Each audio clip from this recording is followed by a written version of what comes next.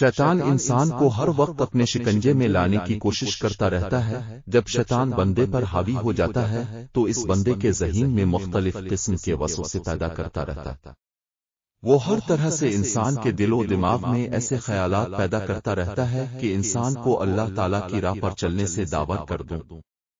شیطان انسان کے دل میں کبھی ایسے خیالات لاتا ہے کہ اللہ کون ہے، اس کو کس نے پیدا کیا، اللہ کا وجود ہے کہ نہیں۔ کبھی انسان کے دل میں نماز ادا کرتے ہوئے مختلف خیال آتے ہیں، اور کبھی بیماری کی حالت میں انسان وسوسے کا شکار ہوتا رہتا ہے۔ کبھی ہم اپنے روزے مرہ زندگی کے کاموں سے تنگ آ کر سوچتے رہتے ہیں، اور کبھی غربت کی حالت ہم کو پریشان کرتی رہتی ہے۔ کبھی ہمارے مسلمانوں بھائیوں کے ساتھ ایسا ہوتا ہے کہ باجماعت نماز ادا کر رہے ہوتے ہیں اور نمازی کے دل میں ایسے خیالات آتے ہیں اس کو پتہ ہی نہیں چلتا کہ وہ نماز میں کیا پڑھ رہا ہوتا۔ اسی خیالات میں نمازی گم ہوتا ہے کہ امام سلام پھیر دیتا ہے۔ اس طرح ہم سوچ میں پڑ جاتے ہیں کہ ہم نماز روزے حج کیوں ادا کرتے ہیں۔ سب سے زیادہ مشکلات ان لوگوں کو پیش آتی ہے جن کے ذہن میں جنسی وسوسے شیطان ڈالتا ہے۔ جب شیطان کسی عورت کو اب کے لیے انتہائی حسین کر کے اب دل و دماغ پر حاوی کر دیتا ہے تو پھر انسان پوری طرح سے شیطان کے شکنجے میں چلا جاتا ہے۔ جنسی خواہشات پر تمام برائیوں کی جڑ بن جاتی ہے۔ انسانی ذہن گندے خیالات کا مرکز بن کر رہ جاتا ہے۔ آخر یہ سارے خیالات ہم کو کیوں آتے ہیں؟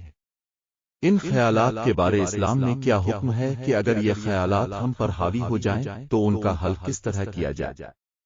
آئیے پہلے ہم احادیث مبارکہ سے ان خیالات کے بارے جاننے کی کوشش کرتے ہیں، اور آخر میں آپ کو یہ واقعہ سنائیں گے کہ جب ایک شخص نے آ کر حضرت علی شیر خدا سے بتایا کہ میرا ذہن گندے خیالات کا مرکز بن چکا ہے۔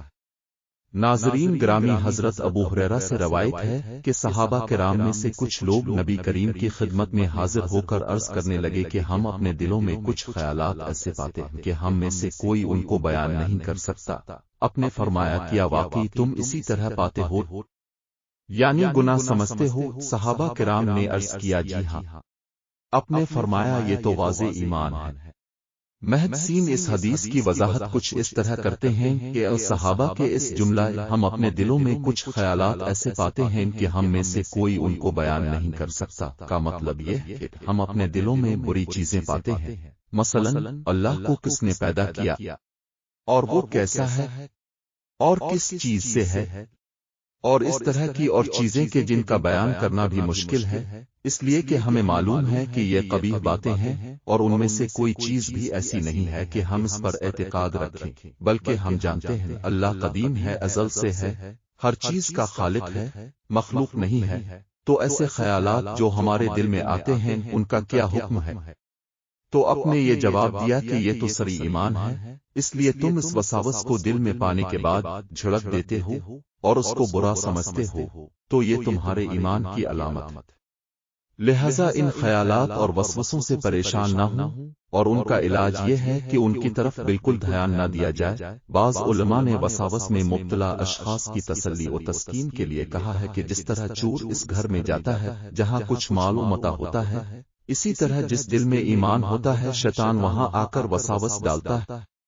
بارے خیالات کا آنا شیطان کا ایک عمل ہے۔ شیطان وسوسوں کے ذریعے انسان کو اپنے رب سے دعوت کرنے میں ہمیشہ سے ہی کوشش میں لگا ہوا ہے، اور قیامت تک شیطان انسانوں کے دلوں میں وسوسے پیدا کرتا رہے گا۔ اس کی کوشش یہی ہوگی یہ انسان رحمان کو چھوڑ کر شیطان کی باتوں کو مان لے۔ حدیث محمدی ہے کہ خدا کا لاکھ لاکھ شکر ہے کہ شیطان کے جال کو وسوسے کی حد تک ہی محدود کر دیا ہے، اس سے آگے شیطان کو بڑھنے کی اجازت عطا نہیں دی گئی۔ حدیث پاک میں ہے کہ نبی اکرم نے فرمایا ہے کہ اللہ تعالیٰ نے میری الفامت کے لوگوں کے دلوں میں وسوسے پیدا ہونے کو درگزر فرما دیا ہے، اور انسان کو نیک کام کرنے کی توفیق دی گئی ہے۔ مومن کے دل میں وسوسوں کا پیدا ہونے سے مومن کو گناہ نہیں ہوگا، بلکہ مومن جو نیک کام کر رہا ہوگا اللہ تعالیٰ مومن کو نیک کام کے بدلے نیکیاں عطا کرے گا۔ جو لوگ ہر وقت خیالات میں گم ہوتے ہیں، ایسے لوگ دوسرے کاموں میں سست راوی اختیار کرتے ہیں۔ وہ ہر وقت وسوسوں میں ہی رہتے ہیں، وہ سوتے، الفاظ لیتے، گھر سے باہر جاتے، گھر میں داخل ہوئے، شریعت کے خلاف وسوسوں میں رکھتے۔ اس طرح شیطان ایسے انسان کو کبھی بھی بڑے خیالات سے آزاد نہیں ہونے دیتا، وہ ہر وقت انسان کو شریعت کے خلاف بھڑکاتا رہتا ہے کہ انسان زیادہ سے زیادہ سوچے اور ہر وقت دماغی تھکوٹ کا شکار رہے اور اس کو اللہ تعالیٰ کی طرف رجوع کرنے کی فرصت ہی نہ ملے۔ حضرت ابو ہریرہ سے مروی ہے کہ رسول اکرم نے فرمایا ہے، ہر انسان کے پاس شیطان حاضر ہوتا ہے اور اس کو ان خیالات میں مبتلا کر دیتا ہے کہ آسمان کو پیدا کرنے والا کون ہے، زمین کو کس نے پیدا کیا، یہ سارا نظام کون چلا رہا ہے۔ نعوذ باللہ، شیطان انسان کے دل میں یہاں تک خیالات لاتا ہے کہ اللہ تعالیٰ کو پیدا کرنے والا کون ہے۔ اگر انسان پر شیطان اتنا حاوی ہو جائے تو اس شخص کو چاہیے کہ اللہ تعالیٰ سے دعا کرے، اے اللہ مجھے شیطان مردود سے چھٹکار الف عطا فرما۔ ایک اور حدیث میں ہے کہ ابو ہریرہ رضی اللہ عنہ سے روایت کہ رسول اللہ نے فرمایا کہ لوگ ہمیشہ ایک دوسرے سے پوچھتے رہیں گے یہاں تک کہ یہ کہا جائے گا کہ مخلوق کو اللہ نے پیدا کیا تو اللہ کو کس نے پیدا کیا؟ تو جو آدمی اس طرح کا کوئی وسوسہ اپنے دل میں پائے تو وہ کہے میں اللہ پر ایمان لایا۔ ایک روایت میں یہ اضافہ ہے، اللہ اور اس کے رسول پر ایمان لایا۔ یہ بات یاد رکھے کہ شیطان انسان پر اس وقت بہت زیادہ حاوی ہو جاتا ہے جب ہم اپنے ایمان کا دامن چھوڑنا شروع کرتے ہیں۔ ہم کو چاہیے کہ ہم اللہ تعالیٰ کی عبادت میں اتنا مشغول ہو جائیں کہ شیطان خود بخود ہی بھاگ جائے کہ یہ مومن میرے شکنجے میں آنا والا نہیں ہے۔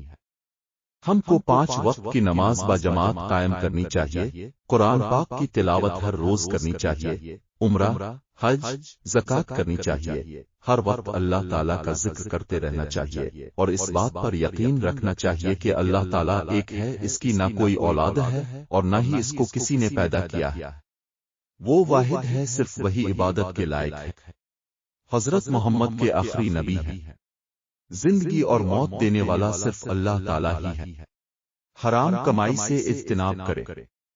حرام کی کمائی کھانے سے بھی شیطان انسان پر حاوی ہو جاتا ہے، اس لیے ہم کو حرام کی کمائی سے بچنا چاہیے۔ اگر یہ باتیں ہمارے ذہن میں چھا جائیں تو شیطان کبھی بھی ہم کو شرک جیسے خیالات میں نہیں ڈال سکتا۔